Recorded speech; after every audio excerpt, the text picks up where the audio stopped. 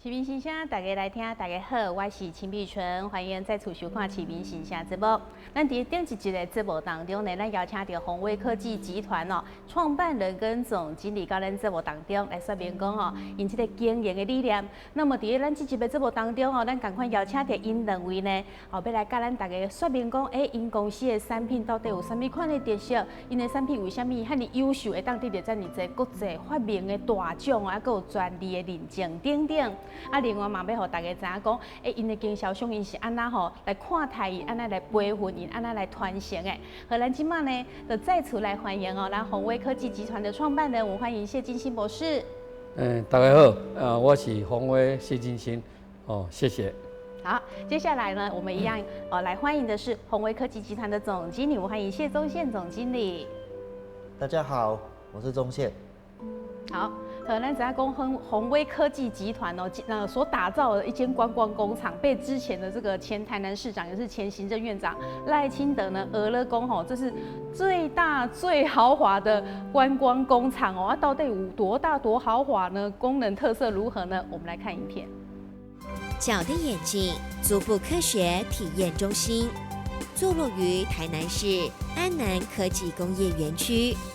是全球首创融入五族共和概念的观光工厂，华丽壮阔的宏威科技集团全球营运总部，让您一进门随即被干净明亮的大厅所吸引。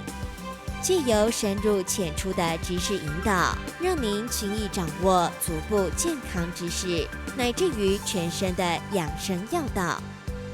来到3楼的足部科学体验中心，以五族共和为展示主轴，从了解足型开始，进而认识足弓矫正器对于足部乃至于身体保健的重要性，再进一步透过专业的使用介绍，掌握宏威独一无二的售后与微调服务，并透过积极开发结合各项专业技术，不断推陈出新。宏威自行拥有材料研发实验室，透油各项高精密仪器，鞋子弯折试验机、Acron 耐磨试验机、拉力测试机、指滑试验机、硬度测试机等材料测试仪器，掌握研发方向及材料品质的稳定。另外，宏威也花费巨资自行研发及自国外添购的足部动态摄影系统、动静态步态压力分析仪、2D 足部扫描仪，让大家在体验中了解足部健康对人体的重要。人类的健康从好的足弓开始。而在手工鞋故事馆中，您将可一同来跟着师傅学习做鞋，感受早期台湾手工鞋的一代风华哦。于近期新设立的生活赢家产品故事馆，以图文并茂的叙述方式，让您简单且迅速了解宏威所研发的远红外线生活赢家系列优质商品各项益处。在2楼的宏威故事馆中，您将可透过各式展板的内容展示，深入了解宏威科技集团一路走来的所见所感。在宏威名人堂中，更贴近宏威科技集团众多伙伴的奋斗历程，还可透过产品介绍墙，一指轻松掌握宏威的各式人气商品。在专利证书墙中，邀您一同见证宏威坚持不懈、不断缔造的各项创新纪录。宏威科技集团一家立足台湾、胸怀全世界的稳健企业，希望透过脚的眼镜足部科学体验中心、宏威观光工厂的建制，达到利人、利己、利众生的理想与愿景，积极推动全人类的健康向前迈进，共创美好大未来。宏威观光工厂竭诚欢迎您的莅临。哇，所以咱透过这个影片的介绍伊是一部分一部分的翕哦。我本身到现场去参观的时阵，哇，真的是很大的一间观光工厂，而且不只是大而已，它非常的精致啊，内面真正是像拄则所介绍安尼，咱知影讲开了10亿吧，差不多10亿来打造这间观光工厂所以大家就可以想象说，哇，这间观光工厂到底有多么的豪华。但是当初时为什么开始想要来打造这间观光工厂，是有一个小故事的哦。来请教创办人。我生平呢，除了努力工作之外，有个嗜好，就是喜欢到各地去游历哇，那刚好我们在美国也有设2010年，我们就在美国成立我们的分公司，在 LA 就推广我们的事业是，所以我记得应该是2012年我到美国的时候，除了推广业务之外，变成会安排到处去走走看看旅游。那时候我就想说，星巴克很出名，而且在全世界很短的时间它就窜起。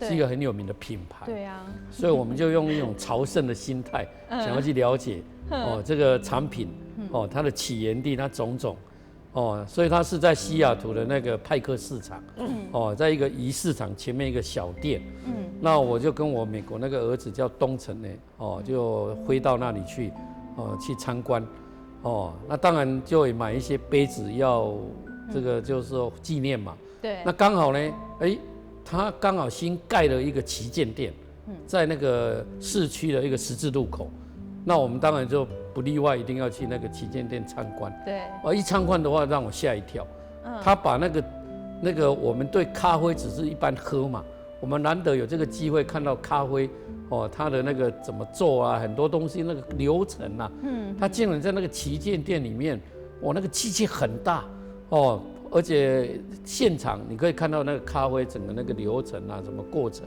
我虽然不是很懂，但是我看了觉得，站在我一个消费者的立场来讲，如果我今天喝了咖啡，我了解它的一些过程，那这样的公信力跟吸引力来讲是不一样的。那刚好那个时候我们刚好也是买了一块地准备要盖我们的总部。是。那时候就有了构想，我们总部到底要用什么呢来呈现？让我们的经销商、我们的顾客来理解。那刚好我们都知道，那个时候在赖市长前院长的领导之下，台南市有在大力的推展所谓观光工厂。对。那个时候我们就内部开会说，那我们就朝也要来做一个观光工厂的这个脚步来前进。所以就从那个建筑的设计蓝图，动线规划，就把观光工厂的这个元素。它全部就把它纳入，所以我们就是一个崭新的，以要给顾客，给来宾来参观的一个动线就规划在里面。对，所以我们比一般，可能比较资深的公司改为观光工厂来讲，在硬体在很多设计上我们比较容易，对，所以变成说这是我们，比较占优势的部分，就全新打造，对，全新打造。那我们当初我设计观光工厂的目的，我们也是去了解一些市面上观光工厂的优点、缺点。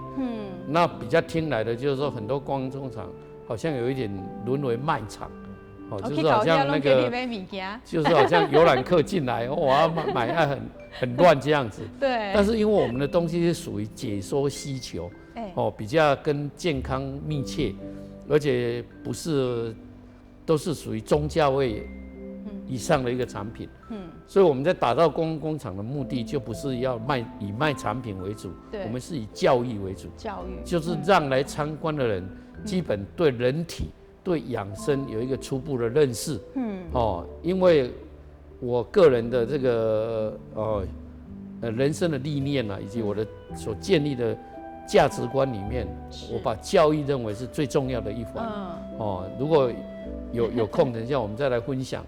我们如何透过教育带领我们的经销商团队在市场一起奋斗的一个过程。对。所以有这个那这样的话，我们因为星巴克的关系，所以从那个时候开始，我们就开始收集星巴克的每个城市、每个国家，它有国家杯跟城市杯。那目前如果欢迎大家来参观，我们可能是我不知道有没有其他地方能够你一下子可以看到超过400个以上的国家杯跟城市杯的星巴克杯。应该没有吧？那这是我们公司的同仁，包括我们的朋友，有些地方我们是没去过，但他知道我们在收集，帮我们带回来的，包括南美洲的，像这次我又从这个月我前几天去过意大利，对，因为去看我们那个矫正器，我们最新引进的那个步态仪的仪器，它有一个 update 的软体跟功能，我们去原厂去理解。要把台湾的我们现在的那个也要升级嘛，那刚好意大利人喝咖啡是100年100-200年的历史，对，他最早的咖啡店是那个威尼斯广场2个老咖啡店，是1770几年就有的，一个叫花神，一个叫什么图画的一个咖啡店，所以他们对星巴克咖啡是不甩的，对对，但是。刚好在2018年去年，星巴克在意大利成立第一家店，就在威尼斯。好不容易打进去，就在米兰，不是在米兰，讲错了，在米兰的那个大教堂附近。我问当地的人说，为什么在米兰没有在罗马？他说米兰的外国人比较多，所以他要发展比较容易。那我们当然是也去朝圣嘛，就去第一家在意大利的星巴克，对，当然也去买杯子喽。进去看，我吓一跳。为什么？因为意大利米兰的那个星巴克的店里面打造的，跟他在那个西雅图那个旗舰店一样，光工厂设备通通有，都有，所以它这个是重资啦，而且那个地点相当贵所以一个国际型的大企业，它要发展，跟我们是不一样的所以这个就是我们要效法学习的对象那生意非常好，哇，都客满，都客满，那个很大。如果大家有机会到米兰参观米兰大教堂，同时是那个整个它全部都精品店嘛，对，它是那个什么世界什么那个时尚之都之一嘛，那顺便去星巴克看看，你会觉得会有一些收获了，收获。那也欢迎到我们那个只有星巴克杯没有设备的我们光工厂来看一下400多个杯子到底怎么长什么样子。对，欢迎大家。我们透过画面有先拍给我们观众朋友看，但是实际上看的话非常的震撼。我那天一去就说，哇，怎么那么多的杯子，而且都是世界各国的对啊，一般你没有跑遍世界各国哪有机会看到这么多的杯子？而且其实说这个星巴克的那些杯子代表着你们企业的精神，也是这一间观光工厂它创立的一个原始哇，所以这样的一个理念，所以其实我觉得这个创办人的这个思想观念蛮先进的然后都会到国外去考察，然后看到什么新的事物，他就会把它带回来，真的跟这个总经理讲的一样就是说我们创办人真的是有蛮先进创新的一个头脑，对不对？好，那我们接下来就说，其实这间观光工厂里面有很多跟一般观光工厂不一样的地方，那它很大的特色，你是不是也可以继续深入一点跟观众朋友做个介绍？其实你一进来我们观光工厂，一开始其实我们观光工厂它把它分为5个主要的主题，就是以知足、正足、立足、跨足、满足这5个主要的主题，对，来呈现给各位。所以知足就是你一开始你要了解一下你的脚，对，所以我们会从人体的骨架，然后一直讲到我们的脚掌，然后再了解一下脚会影响我们人的身体的一些状况。是。那知足了解之后呢，我们要把它矫正。你如何是一个标准的一个足型？如果什么叫做标准足型？所以我们要用矫正的方式，就是我们矫正器的方式，然后来正足。正足之后呢，接下来就是要把它立起来，因为我们人是站立走路嘛，所以我们要立起来的立足。对。那再来，我们以我们的足弓矫正器的产品这个原料，就是远红外线的原料，我们会延伸到很多的产品，像护具，譬如说像护腰带啊、护膝啊，或者护手腕啊，等等这些护具，它还有一些我们的一些的保养品的部分，也都还有的是我们的卫生棉，其实这个都是有我们用远外线的这些材料有所延伸出去的，所以这叫跨足。那跨足就是意思是说，你来这里，我们最后你从足底一直到我们跨足到其他的产品的东西，然后呢，看到你所需要的，最后可以让你满足的离开。对，所以我们用这5个非常重要的主题，五足共和的概念。那再来里面还有一个我们从意大利引进的所谓步态压力分析仪。那步态压力分析仪它就是一块垫子，垫子它从静态跟动态。那静态你站上去10秒钟，它就可以测得出你在站立的时候你左右有没有平衡。那动态就是你在走路过程的时候，我们那个动态步道，它是由8个静态的那个板子所连接起来的。你走过去的时候呢，它就可以测得出你走路的轨迹，你走路的它的走路的方向，然后看你怎么走的，进而影响到你的整个身体的状况。那还有一个非常重要的特色就是我们里面有一双，一双我不能说是全世界最大的鞋子，但是如果说我是全世界最大的牛皮鞋，有可能是牛皮鞋就可能是一个整个都是用牛皮所打造的一双鞋子。那双鞋子放在这里做什么用的？因为我们要呈现一个光雕秀，鞋子的光雕秀的部分。那再来我们还有一些我所谓的跨足的一些生物加的东西，来让你了解什么叫做牛樟芝咖啡，什么是益生菌，或者是卫生棉等等之类的。那还有一个很有重要的特色就是，其实台湾我们台湾以前是制鞋王国，但是现在人台湾其实都不知道鞋子怎么做的，对，所以我们的鞋款全部都是手工鞋所做的，所以我们会有一个制鞋的一个流程，让你了解从一开始的鞋子怎么去设计，然后怎么去做，然后怎么呈现，还有以前勾扎我们又常常讲做鞋子就好像盖啊牛一样，格子一格一格的，然后一个情境的呈现方式，也都在里面，让你做一个呈现，让你做一个了解的部分，所以这是一个让你可以全方位养生一个方法，然后呢来这里可以看你的状况，依你的状况来看看你需要什么样的养生方法。对，所以其实我在做这个节目之前，我实地到这个观光工厂去参访过，结果我底下待了2-3个小时，还不觉得腻而且我真的觉得我从里面学到很多关于我的脚的知识，还有一些健康养生的知识。因为有的观光工厂讲真的，我去旅游行入去10分钟我就想不出来。但是这里我是真的觉得我有学到东西，而且整个环境非常的舒适，所以真的是一个非常棒的一间这个观光工厂。所以那观光工厂基本上是做得非常的成功。然后里面好，我们再讲一下说你们的产品啊，所以你现在对矫正鞋垫，然后你就看大家其实很少看到自己的脚掌的骨头是这样子对啊，你是跟大家稍微介绍一下我们人体这个脚，然后怎么样去研发出这样子的一个矫正器？其实我们人类的脚，它其实是有一只脚是有26块骨头，然后呢，它有57个关节，107条韧带，19块肌肉所组成的这么一只。那我们脚是左右各一只嘛，所以是一双就是52块。那我们全身人体的骨架呢是206块，对，所以206块的骨头里面呢，脚就占了52块，哇，所以它就占了我们人体的1/4。对呀。那我们手呢？我们的手呢，它其实也是一样差不多一只手大概27块，一双手大概54块，也是占了人体的1/4。那如果手跟脚2个加起来的，其实已经占了人体骨头的一半了，1/2了。那其实手脚是非常重要的，双手要并用。可是呢，往往很多时候呢，手可以做的事情，脚可以做，但是脚可以做的事情，手无法做。什么意思呢？有没有看过没有手的人？有吗？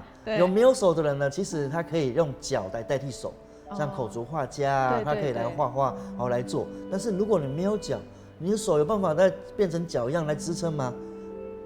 很少，没办法，很少没办法做倒立的嘛，没办法做倒立的动作。所以呢，手跟脚呢其实都很重要，尤其是我们的脚非常重要，而且我们脚这一辈子都只有这一个。那我们脚其实我们脚掌就像车子的轮胎、房子的地基、树的树根。那树如果枯萎了，树根先枯萎嘛，树就会死掉。如果你房子呢，如果你的地基打不好，地震就会倒，对不对？那车子轮胎呢，如果不好，它就会那个爆胎，对不对？会爆胎。所以我们的脚其实就像车子的轮胎一样，轮胎呢，它行驶到一段期间呢，它是需要做定位的，但是我们的脚从来没有定位过，也不知道如何做定位。为什么车子轮胎做定位？因为行驶在这个道路有高有低，所以它会假勾链，会偏离。我们脚也是一样。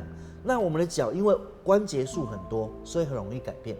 那很容易改变就会造成现在很多的脚的问题，比如像高弓足啊、扁平足啊，或者是断弓足啊，或者是有些人脚长得很奇怪的等等，这个就会造成你的人呢整个地基就会不好。那我们人就像一栋房子，如果你的脚掌地基不稳，就造成1楼的膝盖，就会磨损；2楼的腰，那就会磨损，然后再来3楼，2楼跟3楼所谓的脊柱就会侧弯，然后再来肩颈会僵硬，所以就会造成现在很多文明病。所以现在很多的就是现在市面上为什么出现越来越多的像什么足按摩店？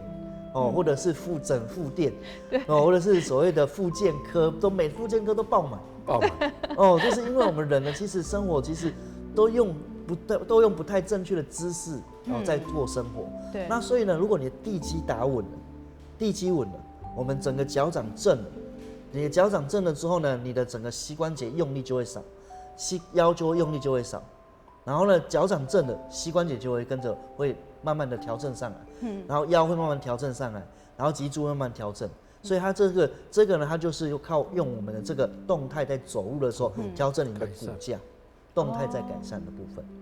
所以你不要看到小小这一片，其实它这一片就是一个标准，比较趋近于标准，没有所谓标准的，我们只有趋近于标准的一个足弓的一个形状。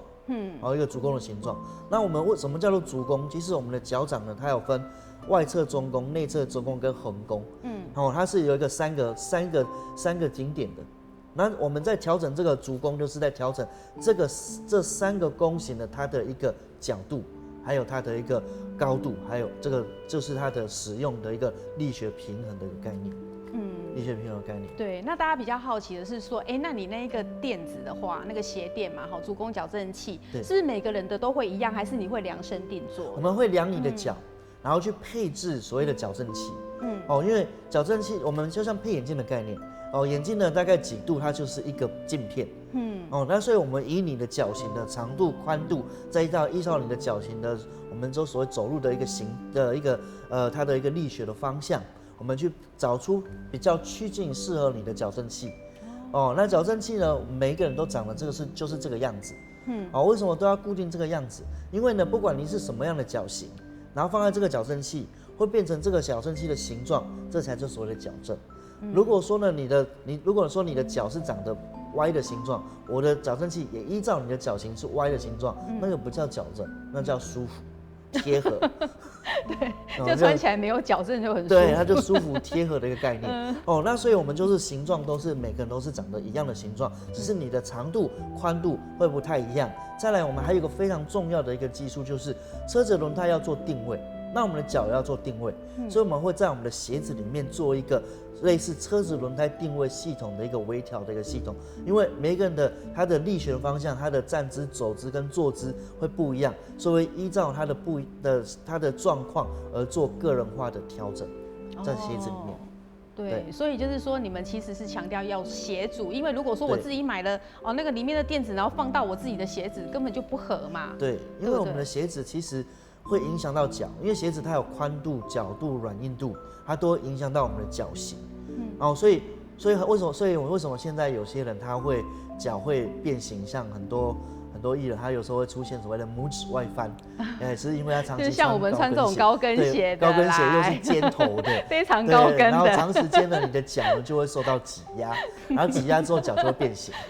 所以我现在都只有做节目的时候，坐在这里的时候穿着好看的，走路不敢穿的。对，所以很多女性她就爱漂亮、爱美，她就穿尖头的、穿高跟的，对，然后最后脚型就会变形，变形之后呢，你的脚就会变得感觉好丑。好丑的话，就有的是去开刀啊，有的就是忍痛。对啊，重点是走路就脚会痛不舒服，那脚一痛的话，真的全身骨头都痛了。真的，我自己也有这个感受，所以现在就是尽量少穿这种高跟鞋，然后也许也有需要去穿一下矫正鞋。对啊，好，那你们这么棒的一个产品，所以其实还可以保护到10年哦。对，矫正器这么耐用。对，因为其实矫正器它是用纳米的制成做的，那纳米制成做的，其实它很难坏掉，你不管是怎么给它扭，怎么给它折，它是不会变形的。哇，对，因为它的耐塑性、可塑性非常的高，是所以它是用温度去控制它的一个状况，它不管怎么折都不会去，好厉害哦，都会恢复原来的形状哎。对，所以它保护10年，其实你要让它变形。蛮困难的，它只怕2种，一种是剪刀剪，一种是火烧，你外力去引起到它就会当然是会坏掉。所以自己这样折是不会的。那如果你是正常使用，它其实是不会坏掉的。所以矫正器是保护10年。那我们的鞋子都是消耗品，因为我们鞋子会走路会磨损磨耗，它是一种消耗品。所以其实我也可以一个矫正器，然后我看你们那边很多漂亮的鞋型，我今天想要休闲一点的，我就把它放进去。对。那我想要比较看起来比较正式一点，上班穿，我再放到我那个皮鞋里面也可以。对。哇，所以其实也是还蛮实用的，对不对？而且一个那么耐用。对。哇，所以难怪会得到这么棒、这么多的这个国际的发明奖。对。哇，好，那我们谈到这个产品外，刚才也有介绍这个量子纱相关的产品嘛，哈。那这个量子纱相关产品是不是也可以再跟我们观众朋友在做？因为这好像是你们未来也蛮主力的一个要主打的一个商品，对不对？对，因为其实刚刚有提到，其实我们人有非常重要，我们人有3个很重要的平衡点，一个是骨架，对，然后另外一个是营养，再是情绪，这都需要平衡。对，那骨架里面，就是我们其实还有一个东西也是很重要，就是我们所谓的筋膜。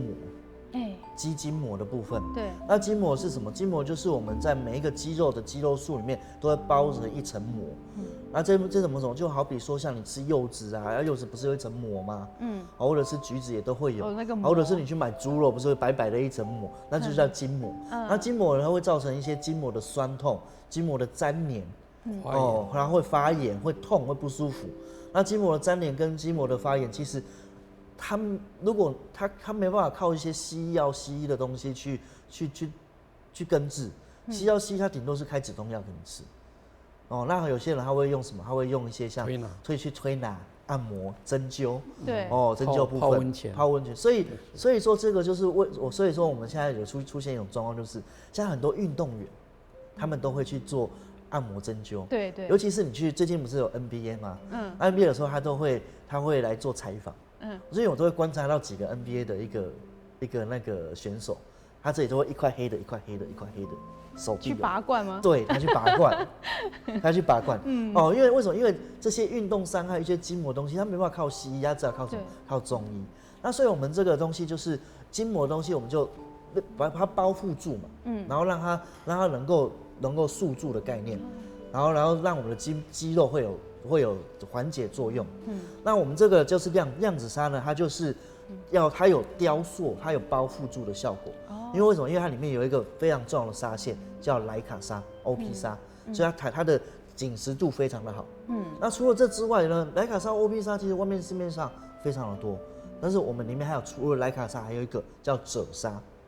然后褶纱呢，它就是褶这个矿石，然后它因为它是一个自己会发电的一个矿石，所以它也会释放出远红外线。而且运动选手会戴那个手链项链，就是对，然后再来它在褶呢，在温度在32度的时候，还会自己释放负离子。自己适当负离子，所以它里面你使用的时候褶纱，它就有远红外线跟负离子的一个效果。那除了这之外，还有一个非常重要的另外一个很重要的一个纱线叫生态纱。生态纱就是我们从花莲外海然后呢一个蓝藻破壁发酵所抽丝出来的一个生态纱的部分。那生态是什么？我们知道生态就是有的外面讲着生态像那个6生态都是用在所谓的保养品的部分。那保养品呢都是擦在哪里？擦在脸部嘛，对吧？擦在脸部吧。晴姐，你应该不会把保养品擦在身上吧？我会耶。我是比较，那如果说只要擦大腿，我是比较爱皮的人，所以但没有啦。那你的那个每个月在保养品的贡献上面要非常大哦。对啊，所以我现在想说，我应该直接带那个，对，所以这样可以省很多钱，省很多钱哦。把那个保养品擦在身上，那消耗很快。对，没错。所以我们的身麦沙就很像是你在穿着，主要是穿着的一个保养品的部分。对。然后，所以我们很多使用过的爱用者其实蛮有趣的，他们用完之后呢，脱下来之后，他会自己会感觉有点自恋的感觉，摸摸自己的屁股，摸摸自己的大腿，怎么突然变得那么细致？会这么幼，会这么细嫩的感觉。所以诞生很多不老妖姬的。对。那你看像我这个，这个真的是，现在把它穿起来，幼咪咪，幼咪咪，可真的看起来很嫩呢，而且还找不到毛细孔。哇，对。那其实这3个纱呢，其实结合在一起，它的产生的效果还没有到100%。我们还有什么呢？我们还有做几个地方。第一个就是我们在设计的上面，我们后面有做提臀。有看得出来有提臀，那边有比较不一样。就是你是年纪大，或者是你的长期坐姿、长期坐的人，坐着在工作的人，有时候会怎么样？屁股会下垂。对啊。所以下垂外观就不好看嘛。对。所以我们要做提臀。其实你去观察很多那种运动选手，他们的屁股都特别翘。对啊。所以要做提臀的效果。短跑选手。别提臀。然后再来就是呢，还有个地方就是在这个地方，我们有在膝盖的这种有做加压。做加压。那膝盖加压就是让我们的膝盖呢，能够你在走路、在行走的时候，让它压力比较减少。还有个很重要的特色就是我们在我们这个小腿有做紧实。为什么要做小腿紧实呢？其实很多女性她为什么，不管是女性女性居多啦，男性也有。就所谓静脉曲张，那女生很多，尤其是很多专柜小姐。对，尤其是你要站着，像老师、专柜小姐，其实站久了就会有静脉曲张，我们叫普卡筋嘛。对。所以她就会她觉得她的效果很快，很丑，都不喜欢，都不喜欢穿那个裙子。对啊，所以我们对静脉曲张有它的效果在。是。静脉曲张效果在的部分，然后还有我们除了这之外，我们还有结合中医的概念。中医概念什么呢？我们有把穴位放进去。像这个穴位点，穴位点放进去，做穴位加压的概念。穴位加压概念就好像说，你去中医有一种叫做埋针，听过吗？有。但是我们不是真的把你埋针，长效就是对，我们就是类似像埋针的一个效果，用远红外线在这个穴位让它产生它的一个效果在。因为埋针有时候会有一些副作用，因为毕竟是侵入性。对，然后再来还有主要是针对比较重要的穴位，像这个就是足三里。对，足三里，再来就是我们的腰背委中求，委中穴，还有阳陵泉，还有不是足三，这里是三阴交，三阴交，足三里，对，阳陵泉，委中，再来任督二脉，这个前面常听到的打通任督二脉，就是这前面是任脉，也有设计到整条，这个整条任脉，所以这个消费者他用了以后，到底有没有产生改善功能？他心知肚明。所以产品不是我们在讲，是消费者来决定这个产品有没有寿命，值不值得口碑。像我们这个是第一版的叫轻盈版，升级的轻盈版。对，因为我们第一集出来的时候，市场一推广，产生一些问题。对。因为这个从来没有人这样做过。而且它这种张力。纱线多少会有脱纱啦什么的感觉嘛，张力而且又要车红线，对，很大的挑战，对，所以我们第一次推出来的大概一下子就卖了以万条来计算，对，那就市场有一些问题，有些问题，所以我们就在研发做升级版的，这个是轻盈版，那现在真正的市场，我们现在有比较最新的版。这个是不一样的你现在有穿这个叫梦想版，梦想版哇，梦想版它整个耐用，整个材料，整个结构，它的单泥数不一样，但是单泥数大概是它的2.6倍，所以它虽然是直接用纱线做出来的，但是它穿起来跟不一样，就更不一样。我们请 model 来表演，像穿这个，它是等于穿纱线嘛，穿我们那个女孩子穿那个。裤袜，对，但是它是完全不会曝光的，的那个是2.0版的，所以我们为了对消费者一个负责任，我们升级版的或者版的，我们会有一个，针对他不满意，会有比较完善的售后服务。哦，会有售后服务。对，你们都有售后服务。所以这个变成说，因为企业它不是为了短利，它是为了要建立品牌跟商标。对。所以有品牌有商标才有价值。这个消费者是最重要的。最重要的。那这个，因为我们谈的这个东西基本上有一点专业，穴位有专业，材料有专业，像它这个纱线的织法叫十字缎面，虽然它用放大镜看，它虽然一条纱，但是它里面是有透气孔，透气孔的十字缎面的织法，跟那个这次那个世界杯的足球，他们那些运动衣，台湾特有的织法是一样的，这完全是这样，所以它不会热。它像，如果是冬天的话，你穿这个的话，你会冷，你外面还要穿一条毛不是毛的那个棉袜。那如果你到冬天，我有经验，我上次在韩国那个花明展，零下13度，我要为了体验产品，我穿我们这量子裤，再穿一条西装裤，我冲到外面去，因为里面有暖气嘛，冲到外面，你受不了30秒。哇！那整个因为它生态纱的关系嘛，整个脚好像要被冻掉，赶快冲进来，冲进来。但是我们这种热带地方的人，如果你穿不是你穿那个什么，你穿毛裤嘛，因为人卫生裤、毛裤在室内都暖气，对，哇，头晕啊，热到受不了，太闷热了。但是透过这个产品，我发现一个解决的办法，里面穿我们的生态。外面再穿一条毛裤，再穿西装裤，你不管跑到外面跟里面都很舒服。那理论是什么呢？你跑到外面，冷风吹进来，因为你有西装裤，再来一条毛裤阻挡。对。所以它没有直接那个那个冻到那个生态的那个纱线。对。所以你不会有问题。我自己体验。那你到室内，虽然它温度暖气可能调15度、20度。但是因为你跟皮肤接触的是生态纱，所以你那个暖气到西装裤到毛裤，但是生态纱阻隔，你不会不舒服。所以用这样的方法，跟很多北方的那个，我们北京有加盟店，我们大连有专门店，我们山西太原还有那个西安啊，上海都我们。中国大陆有发展一些店，他们来用这个东西，觉得这样对他们解决很多困扰。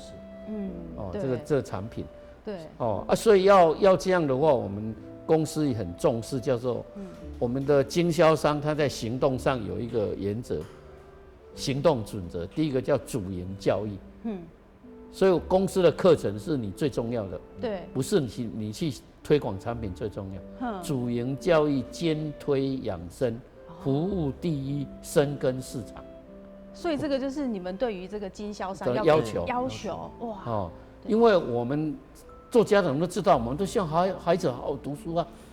事实上，任何一个国家，包括台湾有没有未来，是取决于这些年轻人他在教育，国家的教育他有没有深入，教育水平有没有拉高，台湾这几年电子业什么行业都很强，就是我们教育是做得不错的嘛，那一个企业有没有未来？人才嘛，对，人才是什么？培养嘛，培养靠什么？靠教育啊，所以我们就虽然在教育我们花很多时间，投资很多资本，但是在业务发展会相对的慢，但是我们很实在，很稳，很实在，因为我们人才慢慢培养上来，对，所以我们不是做得很好也很大，但是我们有一点我们认为可能可以分享的，就是说我们公司大概10年，往前推10年，我们公司10年的业绩没有掉过，每一年都会有一些成长，虽然不大，但是就慢慢长大，但是很稳定的成长。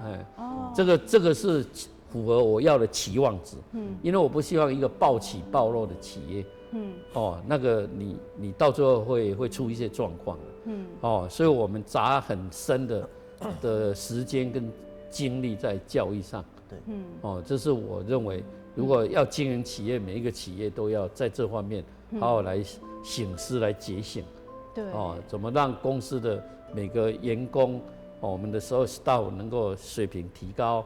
第二个，我们的代理他去分享，要讲对的，要讲正确的，不能吹牛，不能夸大，不能乱讲。那这个要信几盖的不爱信，这个要透过什么？我们有考试的制度。对，那天去我刚好看到你们在考试，对，所以你们考试是希望说，你们的经销商他们每一个人能够为他们，就是说要跟顾客介绍的时候，自己要负责任嘛，你们要给他正确的观念嘛，对不对？所以还要让他们能够去研读，然后去了解，彻底了解你们产品它的功能是什么，对，然后要讲正确的观念，不能随便给他夸大，对不对？对。那像人家都讲说，一般你这个直销业做这人会讲，偌好谈都偌好谈呢。你觉得？我觉得你应该。我觉得应该是隔行如隔山啊。我们欢迎第一个要来了解。像我们公司的教育就是说，我们跟我们的伙伴来讲，你邀约你的朋友，不是来做，也不是来买产品，你是邀约他来了解一件事。这一件事或者一个事业，因为一个值得做、值得你使用的产品，不是电话可以讲清楚，是你要还要来了解，了解。那我常常有一个想法，比如说外面上有很多应用直销之名，做吸金的行为，对啊，这很多嘛。但是我们做这个行的都要背这个历史共业，我们很清楚。那像我常常跟他讲，如果像人家去跟你讲那个投资那么好赚，他家里有没有自己赚就好，干嘛要来找你啊？一样的道理。如果说你认为做直销真好谈，而且是正常合法来谈，你哪会不爱谈？你是好业，拢免赚钱啊，对不对？所以不是想象中的那么的轻松，那么的容易，都要努力，都要付出。对，只是它有一个不一样的奇特，不一样的奇特。所以我常常有一句术语，叫做还可持续的，才值得珍惜努力。可以持续的才值得珍惜努力。还不可持续的，轻伤的恶。那什么东西不可以持续？市场不能持续啊，总统不能持续啊，伊袂使传有囝啊，传有孙啊，对啊。但是你经营起来企业，你会使一代传一代的，这个叫可持续嘛。对。所以用历史的笑话在谈，为什么乾隆不贪污，和珅要贪污？为什么朱元璋不贪污？胡学庸贪污？因为做宰相不能持续啊。对。所以他有官位在身，能捞就捞嘛。有些人就不正确嘛。但是皇帝是我的家族啊，我哪就爱贪污？所以经营企业，你把它经营的好，它可以持续嘛。对。可以持续，所以要永续。我们回到一个重点，就是我们公司的，我们常常有人来问我，凭什么你这公司可以永续？你永续的理论何在？我常常这样讲，我这个企业一创业的时候，我们就给消费者10年保固。每个人到我那个小店去看，你这公司你到底能活偌久？你给我报告10年，公司哪倒的？对啊，刚好10年。是咩？都一开始大家拢安尼问啦。咱当然咱袂使后边讲，你问这个问题无答案。以台湾的经营，嘛无人会当保证会当偌久啦。这实在。但是我甲你讲，以我甲你解说，你听看有理也无理。一个企业要永续2个条件，第一个条件守法，守法。对。第二个条件赚钱。守法要赚钱，公司要倒不容易。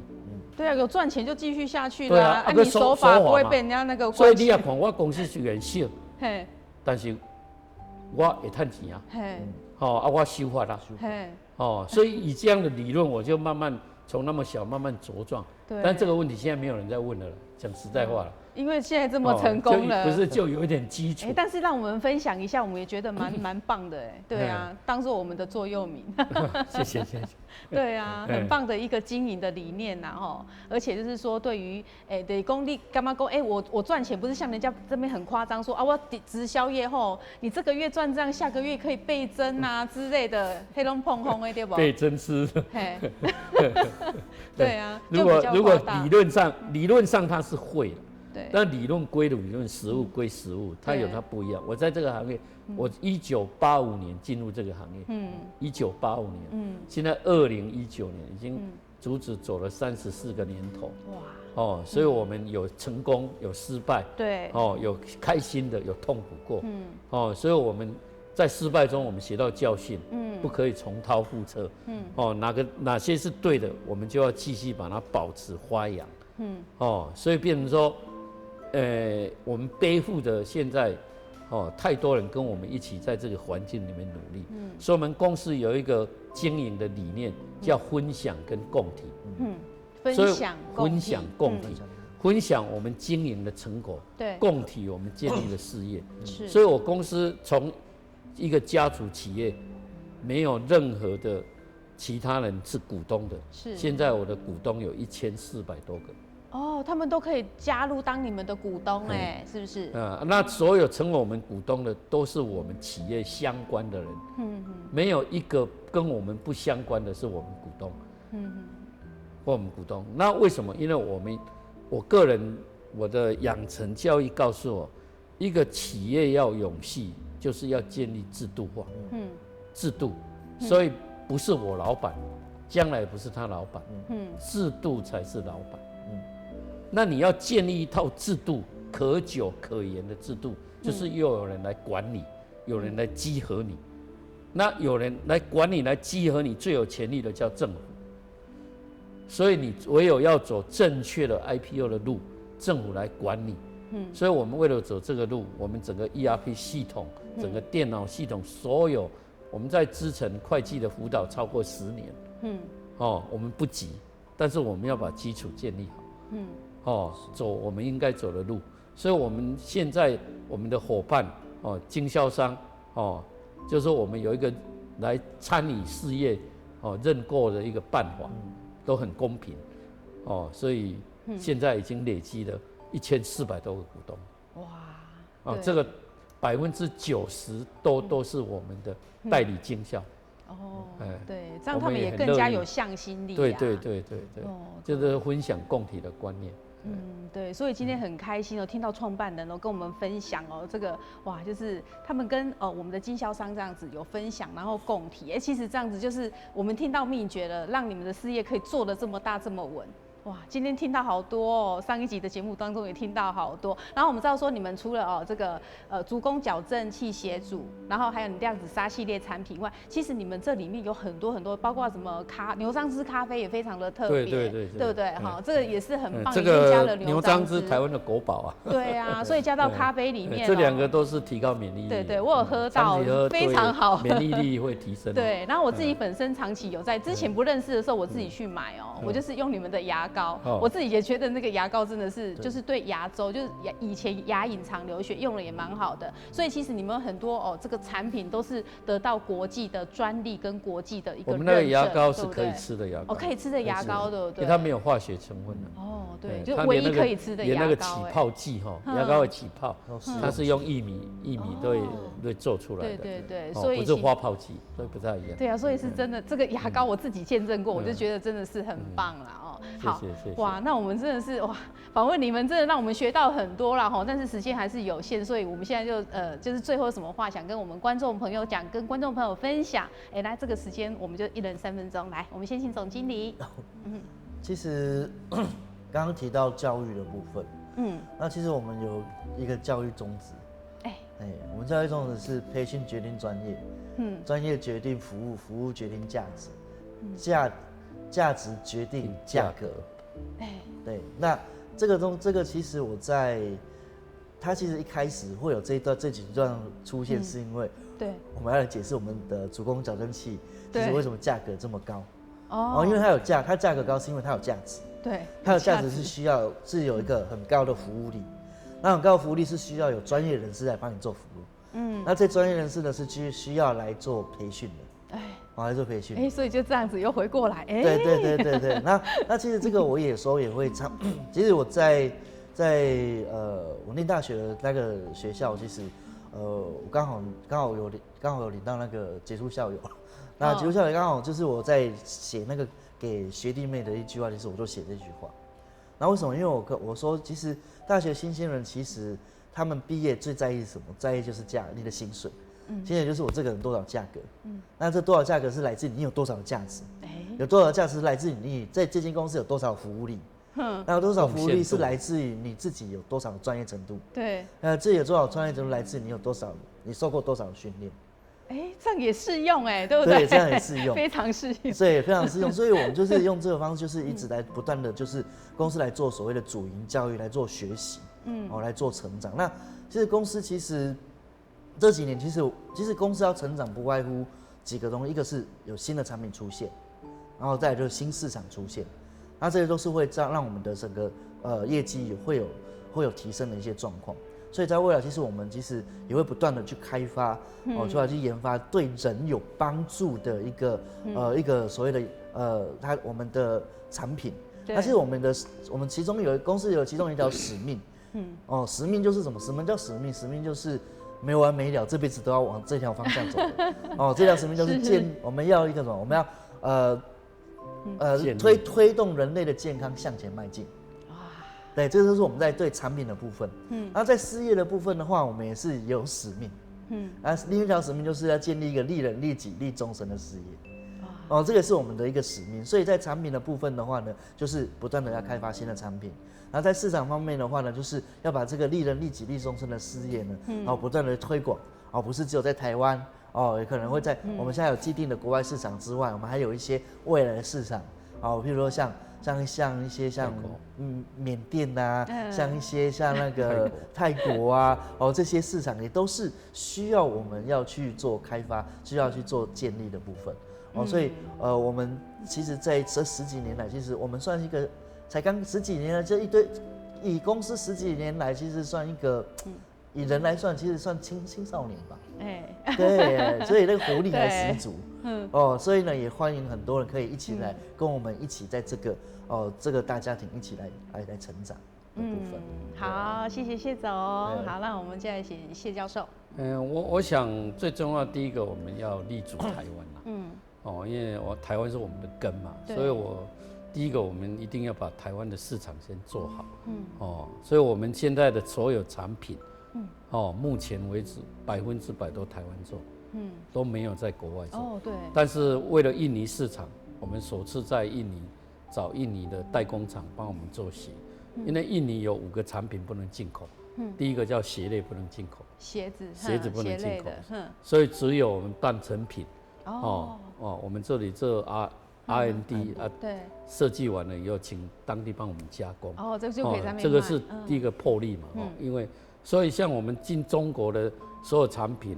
马来西亚的产品，就其他美国的产品都在台湾做，尤其我们鞋子的厂都在台南，我们合作的厂做鞋的有3个厂，都在台南，一个在安南区，一个在永康区为主，那这我想对现在整个鞋业没落多少会有一点帮助了，因为跟我们合作很稳定，对，因为我们有一个鞋款，从10年前卖到现在还在卖啊。他都不用改啊，对不对？因为那个叫基本款啊。对。所以第一个我要认为最重要还是立足台湾。第二个台湾是个岛，所以你要走出去。那走出去以台湾来讲，不外乎就是进中国市场跟南向东南亚市场。对。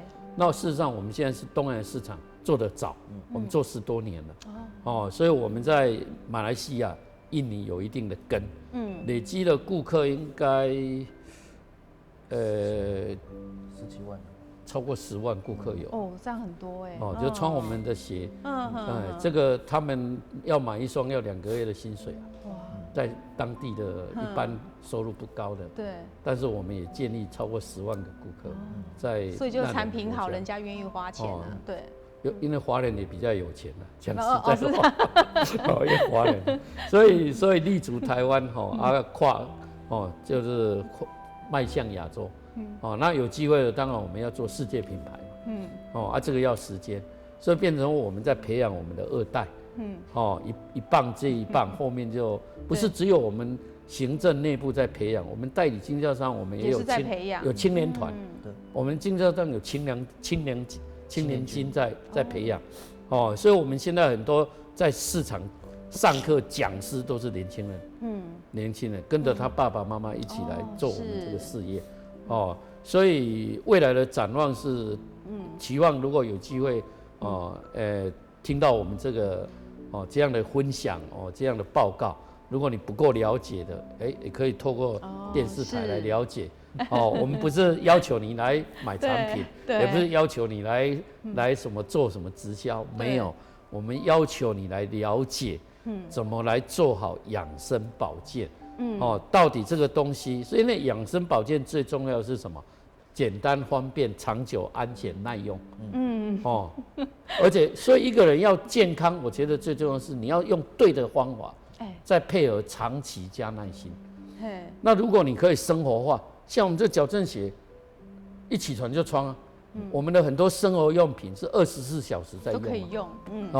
那你这样的话，你就不用考验你的耐心，考验你的那个半途而废。对，所以你在健康方面就会多少一定会慢慢加分。所以有养生，永远会保持老样子。那你不养生，样子就衰老。对，这个大家应该有目共睹。所以预祝在大家在做好养生保健的过程呢，能够身体越来越健康，家庭越来越圆满，感恩祝福大家。哇，真的是这2集的节目让我学到好多，收获满满，相信我们观众朋友也一样啊。我们再次感谢我们宏威科技集团我们的创办人谢金星博士，谢，还有谢宗宪总经理，非常感谢你们。那么感谢观众朋友收看《启明时下直播》，李家科技到了，咱再会。